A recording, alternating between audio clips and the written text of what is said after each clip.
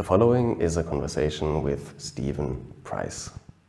Stephen Price is the Vice President and General Manager for Flow and Cable and Wireless in Jamaica. He is also Chairman of the Flow Foundation. We talk about the end of cable and wireless monopoly in Jamaica.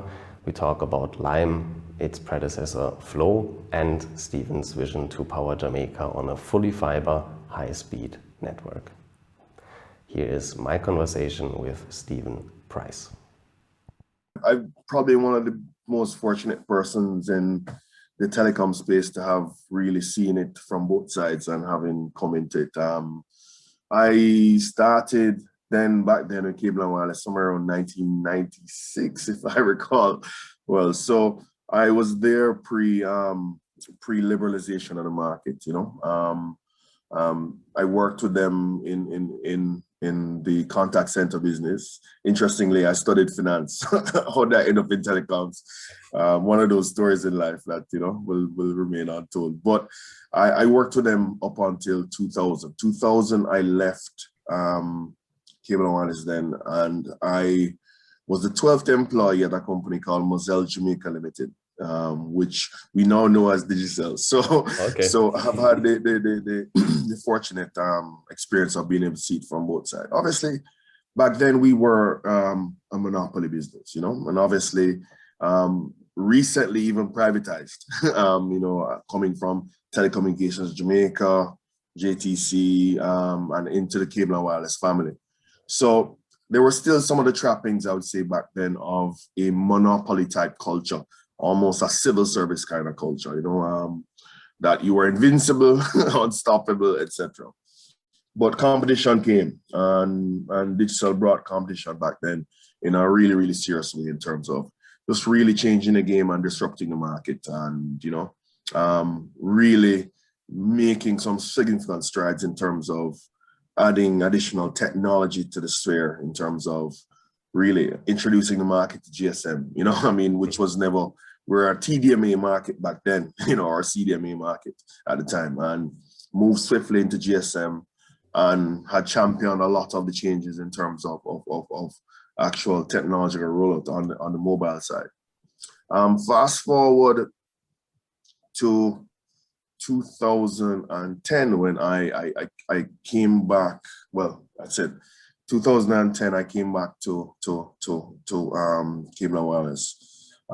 We were still a company that was struggling, right? We had our challenges. Obviously, there were some, how should I say, market measures that were putting from a regulatory perspective, which really allowed the competitor to set their mobile termination rates. But this was supposed to have been a temporary tool, I would say, in order for a smaller operator to be able to get some traction, and then it should have been removed once dominance had come into the market. Now, what happened was, because of that, Digicel itself pretty much created a big juggernaut in terms of almost 2 million subscribers at the time. And the reality is, because you have that power there and you could set the termination rates for the competitor who you are no larger than, we totally disrupted everything.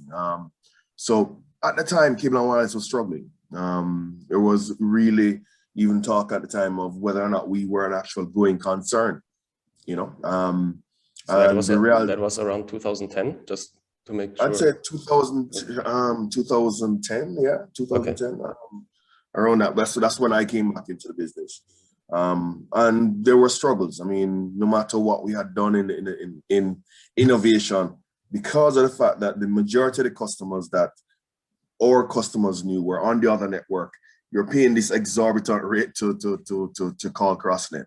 So it was a real barrier, and really, it created a moat for the Digicel network, invariably, that protected their customers because they saw no value in leaving because they had to pay this rate to call crossnet. Minister Vaz, who is the current Minister of Science, Energy, Telecommunications, in his wisdom, intervened in the market somewhere around 2013. And in 2013, he brought the mobile termination rates down significantly, down to somewhere around $1.10 Jamaica. And that allowed us then to really start to be able to compete. And ever since that time, I'd say back then we were at somewhere in the region of 200,000 mobile customers. Since then, we've made significant strides to the point that we're now over 1.2 million mobile subscribers in the market. So we have taken market share and continue to grow since then. So it's been interesting looking at it. And I mean, yeah, you said to yourself, from 2000 till now, just so much investment has been put into the market. I mean, you're saying a market that has moved from TDMA to GSM to Edge to 3G to 4G LTE to LTE Advanced, and now the conversation is in a space now around 5G and the spectrum around that. And so it's really exciting times having the opportunity to say the evolution of telecoms in the country. So when you, or maybe let's continue a little bit from the technology that you just mentioned. What is the, let's call it the bottleneck when it comes to broadband penetration or even mobile penetration? Because from my understanding is that still a big part of the rural areas of Jamaica still do not have reliable internet access on the one hand. Then on the other hand, Jamaica is an island.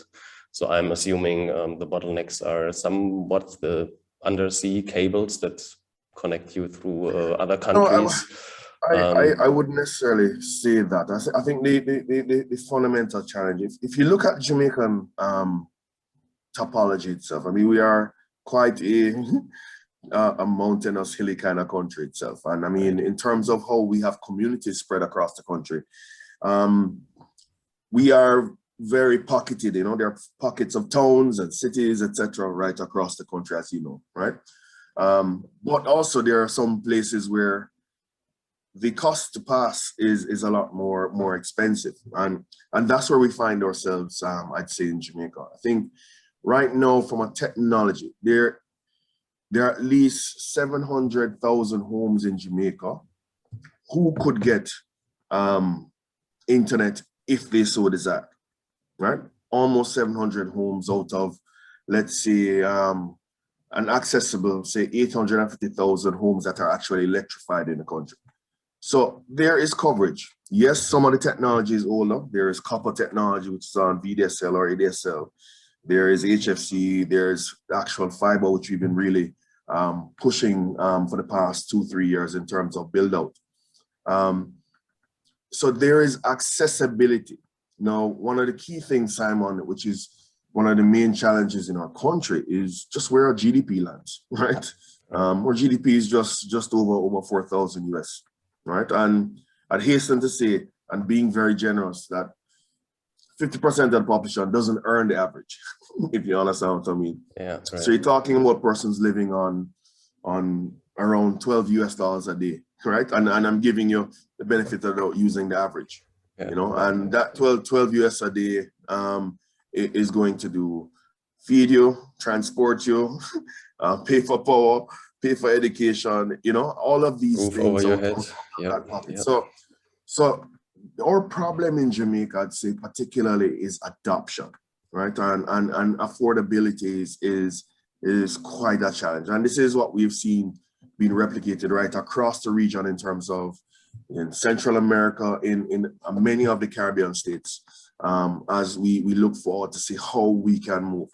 We know that every 10% of adoption that you get, you can move the GDP by at least almost 2%, you know? So it's something that's in the best interest of the government to see where we go. Now, where we have been embarking on as a company is we are two things. We're building new in terms of continuing to hit a lot more greenfield communities, but at the same time, we are overbuilding brownfield. all the traditionally old copper only kind of communities, we're on a real push to make sure we overbuild everything that has copper by 2024. I think we'll get there by the end of 2023, but we have been going at a clip at probably, I'd say, around 100,000. But this year, we're now at a pace of around 100,000 a year in terms of that overbuild kind of path. I think we have to future-proof the country in terms of being able to provide the necessary kind of technology and access right across the board. And I think that's what we've been doing quite a bit. Over the past year and a half, I would say it's been incredible just to see the kind of adoption that has been happening, you know. More and more persons are signing up for internet because they need it, and it's a lifeblood now, and it's about how we continue to push that forward.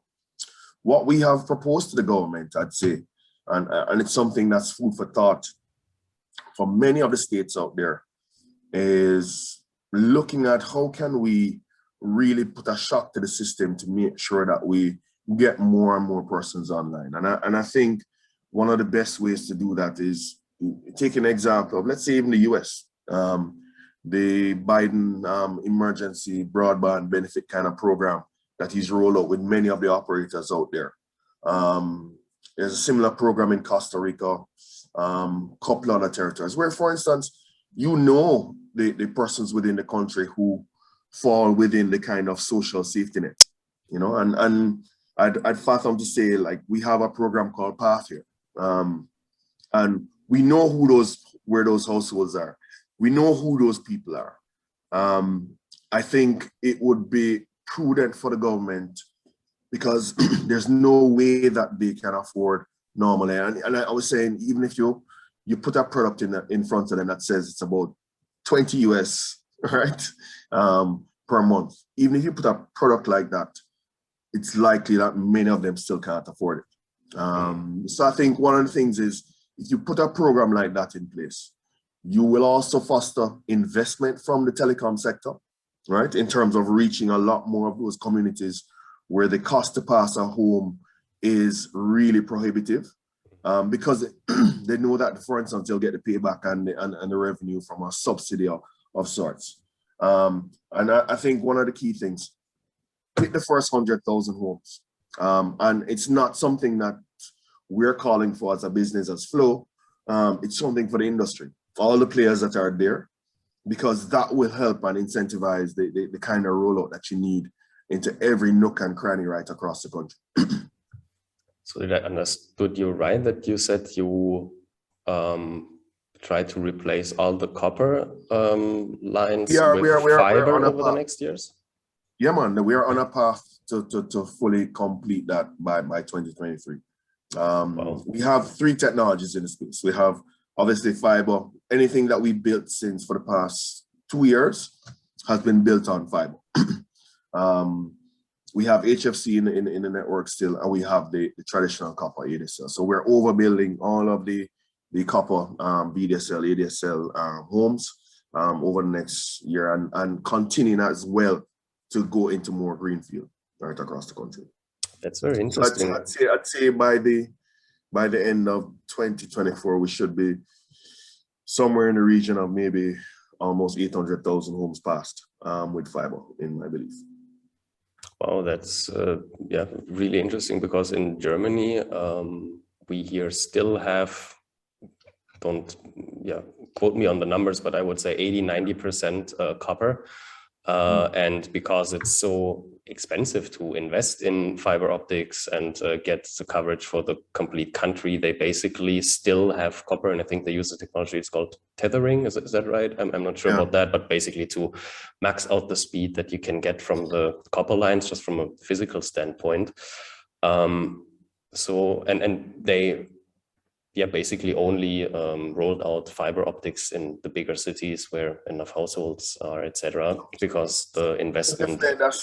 That's the push for us, Simon. I mean, we want to remove the older technology, and really, I mean, there's no reason why a country like Jamaica shouldn't be on gig speeds at this point, you know. And I think that's a dream for me to make sure that, for instance, we are able to deliver that kind of speed and support to the country, business as well as to the residential community. But I think it's still far-fetched if we don't have the kind of public-private partnership that we need at this point in terms of with the government in order to move this forward. We're a small island developing state, and if you think about it, and even I just spoke about the past 20 years. This country has moved from TDMA, GSM to LTE, and every round of technology improvements, every company wants to and definitely need to get the payback on the kind of investment that you're making, you know, and having reinvested so quickly and so fast in such things, it is a challenge on the return on investment, because as even our dollar, I mean, from our exchange rate, most of our costs are US dollar based, right? But we earn in Jamaican currency, right? So, and particularly in a period like this, in terms of the pandemic, while you'd want to recover your costs in terms of the fact that, for instance, you want to make sure that you are keeping pace with the exchange rates, you can't do that, you know? We haven't raised any tariffs in the past 2 years, you know, and I think it would be impossible to think about really doing that in the short to medium term, you know? So you have to really balance, you have to make sure you try to bring down your cost to pass a home as best as possible. Because in some communities, I mean, let's say on average, our cost to pass a home is somewhere around $180 or to $200, right? I'm just giving you as an example. In some communities, to actually roll fiber past, it could come up to as much as maybe $1,000 a home. You understand what I mean?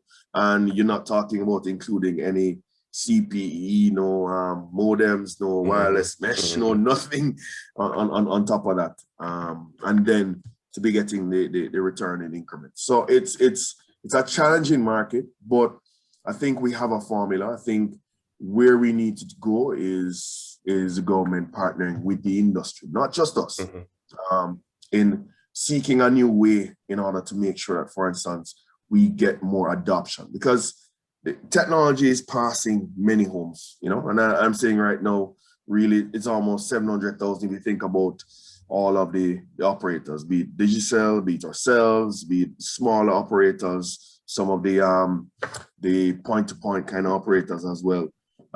You safely can say that they pass about 700,000 homes. Your challenge is adoption, because there's still an affordability challenge within the market, you know, and we have to solve for that. The government solves for it in terms of path, in terms of the kind of subsidies and social safety net. I think we have to extend that into the telecom space as well. I have two questions around that, and I'm not sure if you can answer them or allowed to answer them, but can't you, or do you have the ability to hedge your dollar exposure or the currency exchange risk that you basically have? Because as you said, yeah, the income comes from Jamaican dollar, but you have to pay in US dollar. That would be question number one. And number two, do you have, again, maybe you can't share that, but an internal estimate, like, okay, I invest X amount of money today to reach a home, to build the infrastructure, and then it takes 5 years, 10 years to get that money back until you actually have a positive return on investment on that? Are there any numbers that you can maybe share with us? I mean, I'd say to you, let's start with the first question on hedging. I mean, obviously, any industry that like ourselves, who have so much US dollar costs, I mean, there is some amount of hedging that you do. I mean, our treasury teams are busy every single day. But obviously, you know, the availability of currency is always a supply and demand kind of scenario, you know. And the challenge for us as a country, we're not producing as we should, and exporting as we should. I mean, everything is primarily imports, and we've been so dependent on the hospitality sector for US dollars coming into the country. And obviously, the travel has been at a new low in terms of where we're going. So there are those struggles. So, I mean, we're doing those things creatively to see how best we can keep up. Hedging is just one, you know, but there is so many tools that we have in the toolkit just to survive and make sure that we always have constant supply of dollars. The other question, if you can repeat, Simon. Sorry. How long does it take till you get that investment into infrastructure back? Let's say you throw some numbers out there, like $200 US, $1,000 US to reach a home or to access a community. Is it like 5 years till you get the return on investment, or 10, or just a rule of thumb for? I think ideally for telecoms, you'd want to start getting a full return on investment by 4 years, by year 4. 4 years, you know.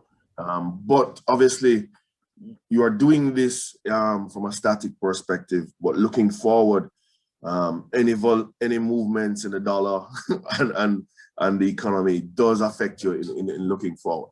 Now, if you think about a country like Jamaica, right, and you're going to build in the most attractive areas first, right? I mean, any operate. I mean, obviously, when we started, I mean, as a company way back then, it was really politically driven back in the day, because obviously it was a monopoly. So you built in town centers, and you built where it wasn't necessarily economical at the time. Now that you're a private company, it does change, you know, and obviously everybody has, in terms of those who are in the players in the market, have built in communities where you have A's and B's, right? Now, really, what's left to be built is the C's and D's, and the C's and D's is where a lot of our poverty lies, if you understand what I mean, in terms of affordability. So that's where it's the most difficult part of the kind of build ambitions that you do have, but at the same time, it's where that you have to become even more creative in the kind of partnership that you want to make with the government in order to see how best we can get penetration levels up.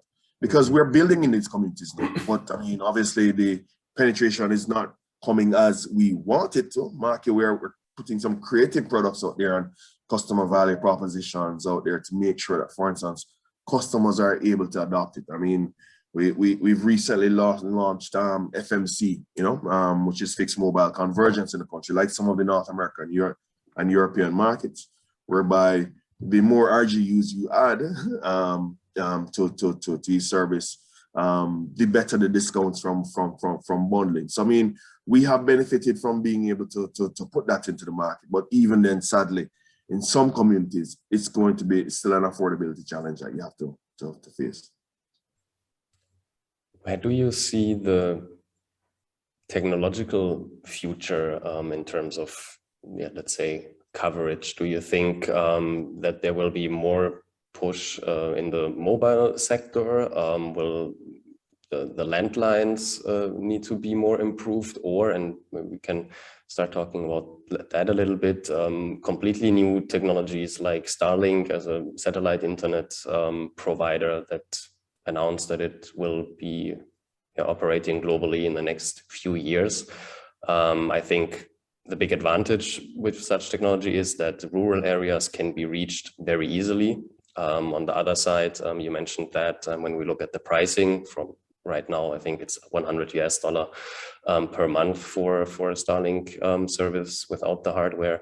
That would be definitely a pricing that wouldn't be affordable, as you said, in that more poorer areas of the country. So what is your perspective on that? Do you say, yay, competition, or is that something that will not be really relevant for you?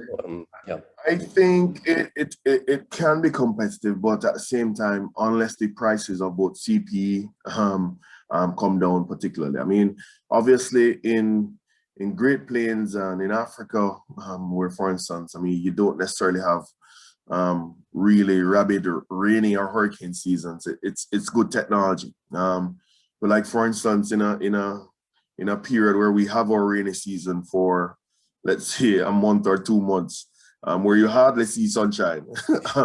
You know the challenges that you have with satellite technology in those things. So I mean, you really need consistency, and especially when you compare the times when we have the rainy season, they fall right within the school season, if you understand what I mean. So you will have challenges from that perspective, but affordability is going to be the key thing. I think it's best to be able to lay down long-term fiber and capacity, because obviously you can grow with your fiber in terms of the terminal equipment that you actually use. And if we are able to build it out, I think it would work much better for the country.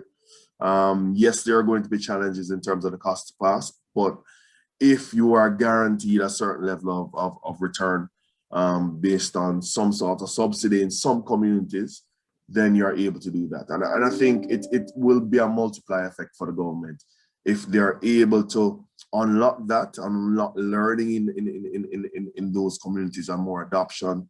It will be a real shock to the economy and be able to really start push things along.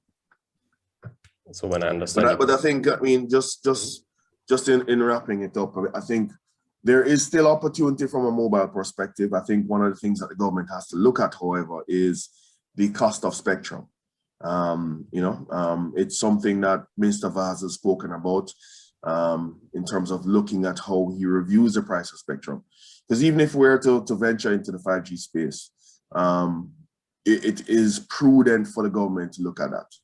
Yes, the spectrum of a country is the asset of the government, right? But you can have a wasted asset if, for instance, you don't allow it to be proliferated and be used efficiently at a reasonable price to the operators who are supporting the growth of broadband in the country. So does it mean there are plans to already establishing 5G networks? Is that what I'm hearing? I think it's an obvious question that's coming up now. I'm not saying that we're taking the plunge as yet. I think part of the reality is, especially if you're a country like ours, we have to have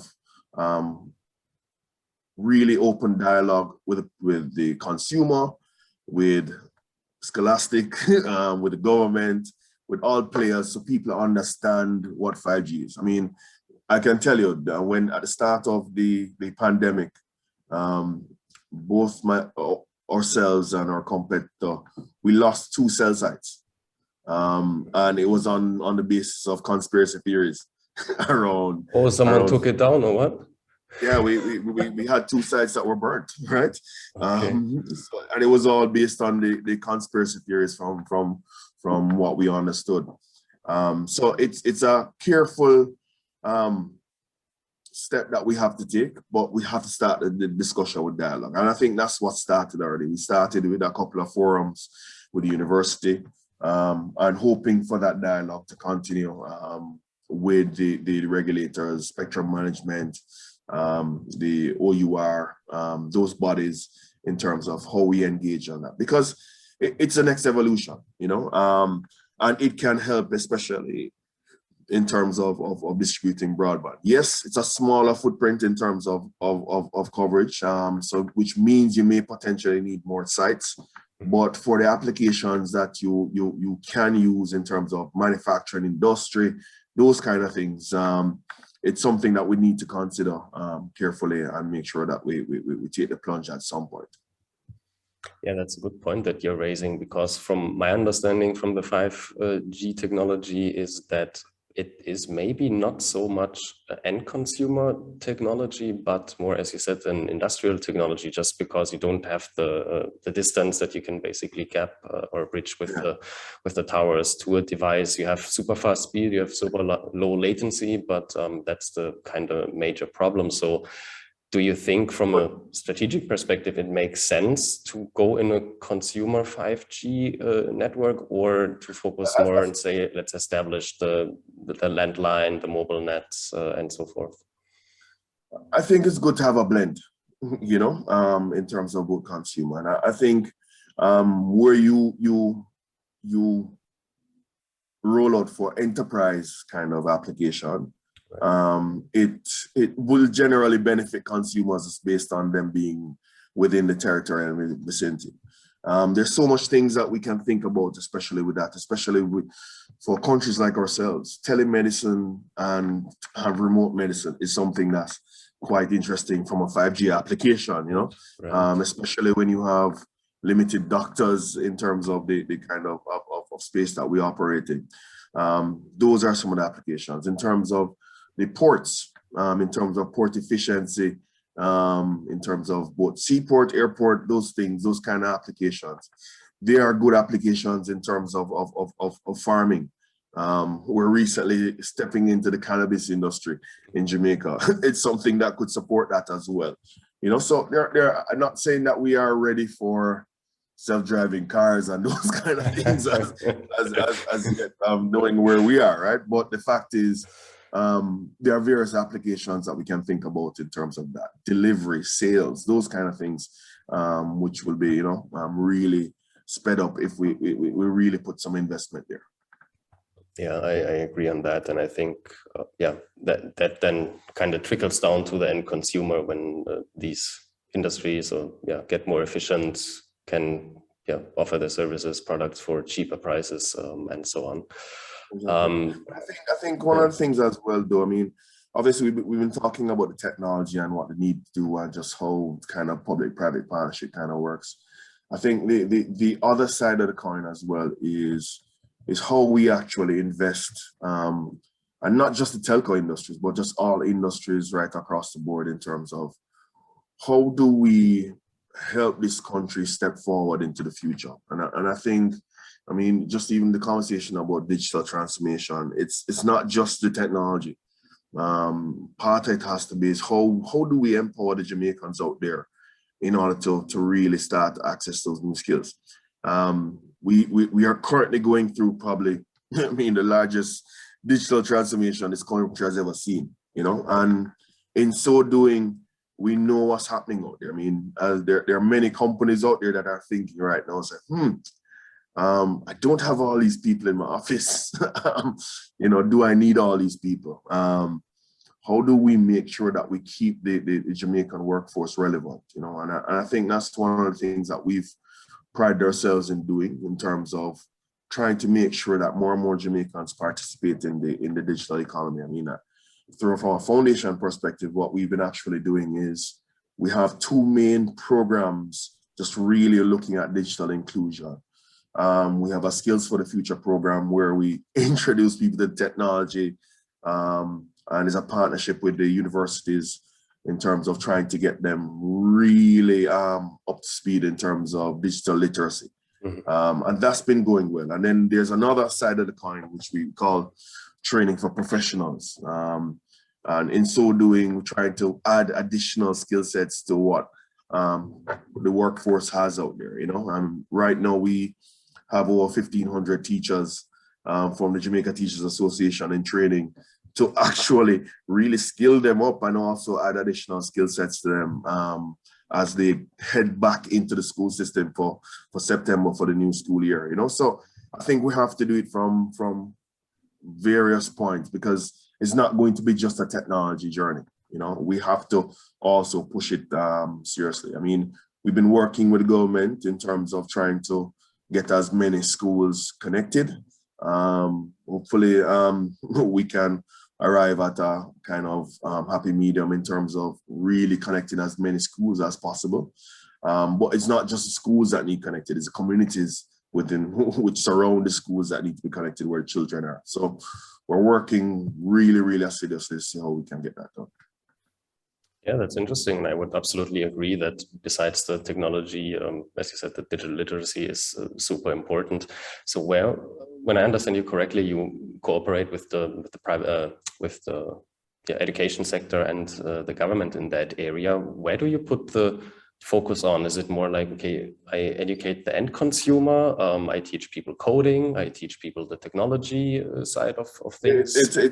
It's a mixture of all that. I mean, some of it is really digital certification, social media, all these kind of things, actual professional certification for even menial kind of plumbing, all these kind of things, you know, just to make sure at least you bring people into the space to get the kind of level of certification and expose them to digital learning.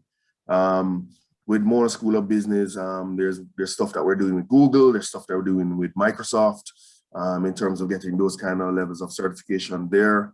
So it's a lot of things. We work also with a major partner who really pushes the thing. He actually really pushes the actual flow study kind of program that we have going right now. We are also working, I'd say, with also digital outsourcing.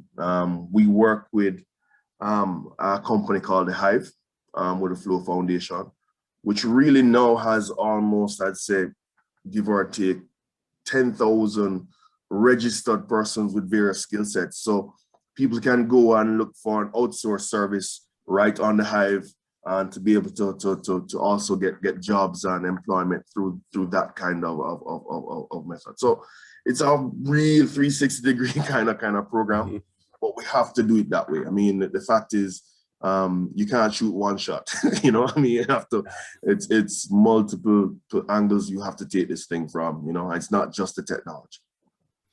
Yeah, that's true. There are a lot of construction sites right now that have to be approached through. Yeah, there you go. I mean, I mean, obviously, over the past 3 years, not including this year, I mean, we invested over $200 million US in terms of network improvement. So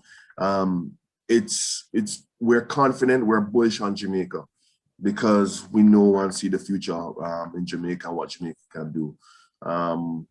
We've brought over 250 new communities to fiber over the past year and a half, in fact.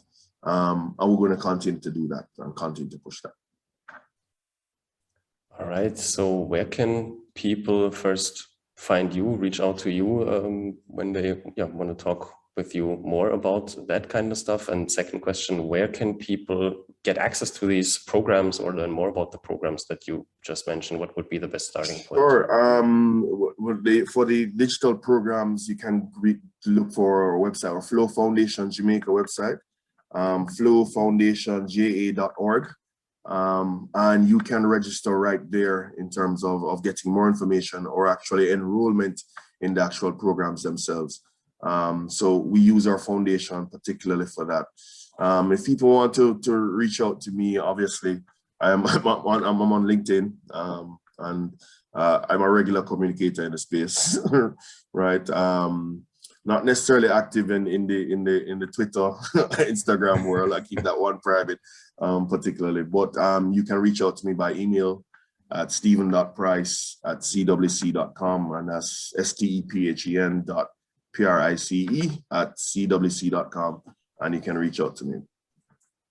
But I mean, all in all, I'd say, Simon, I mean, the pandemic has really challenged us. I mean, you know it. I mean, you're a global citizen, right?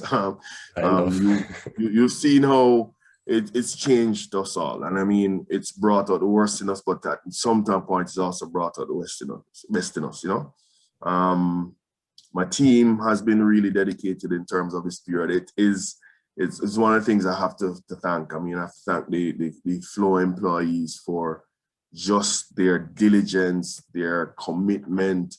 They are my heroes right now in terms of just how we operate and just how we've been able to really drive this technology and continue to build. They're building faster than they've ever built before. They're installing faster than they ever built before. And we're just going to continue to ride this. You know, the world is forever disrupted, but we're going to continue to invest to make sure we keep this disruption going and rebuild the economy. I think it's very important that we understand that the hospitality industry is so fragile.